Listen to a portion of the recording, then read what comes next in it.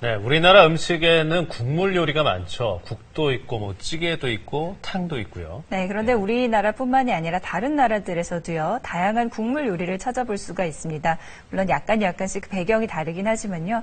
그래서 오늘 이효영 기자가 세계의 독특한 국물 요리를 소개해준다고 하네요. 네. 알아두면은 활용해볼 수도 있을 것 같고요. 네. 주문도 해보고 싶고. 네, 우리나라 사람들만 국물 좋아하는 줄 알았는데 그렇지 않더라고요. 언뜻 보기에는 우리 요리랑 좀 비슷해 보이기도 하는데 또 잘 보면 색다른 재료나 맛에 깜짝 놀라게 되는 독특한 국물 요리들이 있는데요. 네. 토마토 소스와 플레인 요거트가 들어가는 상큼한 맛의 우크라이나 해장국 보르슈도 있고요. 멕시코에선 우리나라 육개장과 비슷한 포솔레를 즐겨 먹는다고 합니다. 추운 날씨에 어울리는 세계의 독특한 국물 요리들 소개합니다. 한국을 찾은 수많은 외국인들, 코끝이 시리도록 추울 때 그들은 어떤 국물 요리를 떠올릴까요? We like to eat stew, like beef stew or chicken stew, maybe potato stew.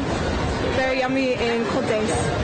أنواع الطبخات في السعودية من ناحية الشوربة كثيرة ومن أشهرها شوربة العدس وشوربة الفطر وشوربات كثيرة متنوعة. 따끈한 국물 요리는 맛뿐 아니라 영양도 풍부한데요. 식재료를 물에 넣고 끓이기 때문에 그 수용성 비타민과 수용성 아미노산이 빠져나오게 되는데 국물을 섭취하게 되면 영양소의 효율적인 이용이 가능하게 됩니다. 제일 먼저 세계의 지붕이라 불릴 만큼 고산지대에 있는 티베트로 가볼게요. 유목민들이 티베트의 추운 겨울을 이겨내기 위해 먹는다는 국물 요리는 무엇일까요? 서울의 한 티베트 전통 식당에 새로운 맛을 경험하기 위해 온 한국인들과 현지인들이 북적이는데요. 티베트는 안 가봤는데 티베트 음식 먹어보고 싶어서 와봤어요. 티베트 사람인데요. 고향 음식 먹으러 왔어요. 티베트 사람들이 즐겨 먹는 음식 중에서 겨울이면 유난히 인기를 끈다는 이 국물 요리는 이름이 툭바라고 합니다. 어떤 요리일지 자세히 알아보기 위해 주방으로 가봤는데요. 툭바는 티베트 칼국수라고 생각하시면 됩니다. 집에 저녁 메뉴로 많이 나오거든요.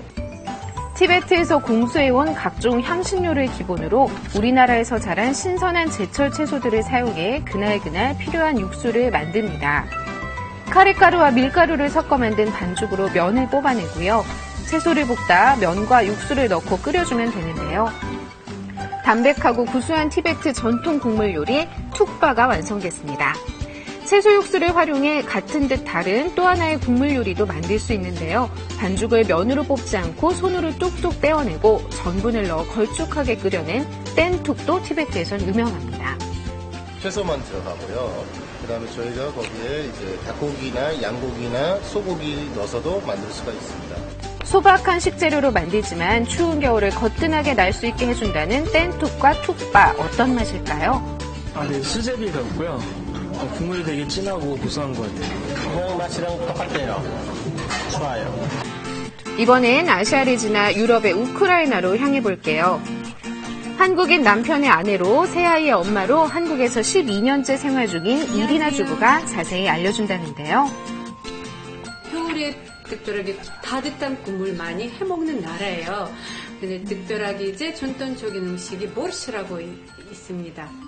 동유럽 여러 나라에서 먹는 요리로 재료나 조리법이 약간씩 다르지만 기본적으로 고기와 비트는 꼭 들어간다고 합니다. 먼저 고기를 삶은 육수에 감자와 양배추를 넣어 익혀주고요. 그 사이에 팬에서 양파와 당근을 볶다 마지막으로 비트를 넣어 붉은 색깔을 더해줍니다. 이렇게 익힌 채소를 토마토 소스로 간한 후 육수에 넣어 한 소끔 더 끓입니다. 현지에서는 여기에 사워크림이나 플레인 요거트를 꼭 곁들이는데요. 상큼한 맛 때문에 해장이 필요할 때 많이 찾는다고 하네요. 비트에 함유되어 있는 안토시아닌과 베타인이 세포와 조직에 손상을 일으키는 활성산소를 제거해서 질병을 예방하고 노화 방지를 하는 효과가 있습니다. 우크라이나의 대표 국물 요리 한 가지 더 있는데요. 한국 만두하고 많이 비슷해요.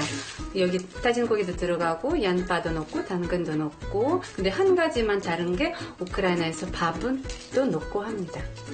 냄비에 속을 꽉 채운 파프리카를 넣어 준비하고요. 각종 채소와 후추, 토마토 소스, 물을 넣고 끓인 국물을 파프리카 위에 뿌려주세요.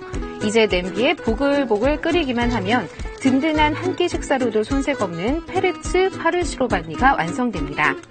만두 전골 비슷하죠? 외할머니가 해주는 맛이랑 완전 똑같아요. 진짜 맛있어요. 이번엔 태평양 건너 멕시코로 갑니다. 멕시코 사람들은 어떤 국물 요리를 좋아할까요?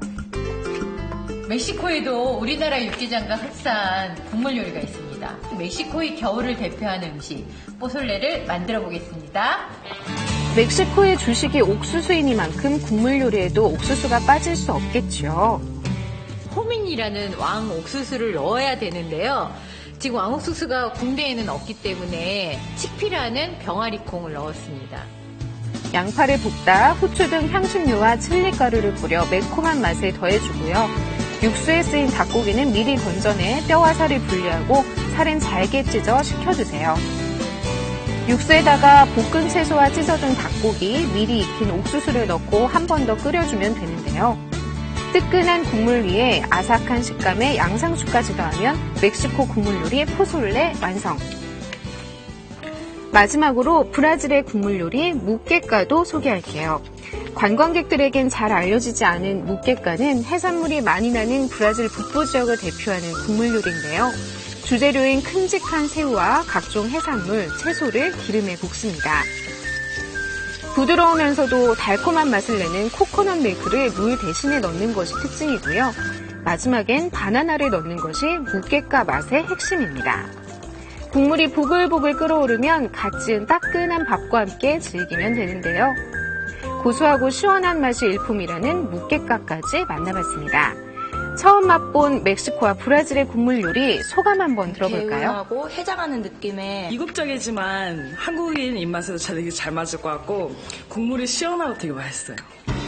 꽁꽁 언 몸을 스르르 녹여줄 세계 곳곳의 국물 요리들 한번 경험해보는 건 어떨까요?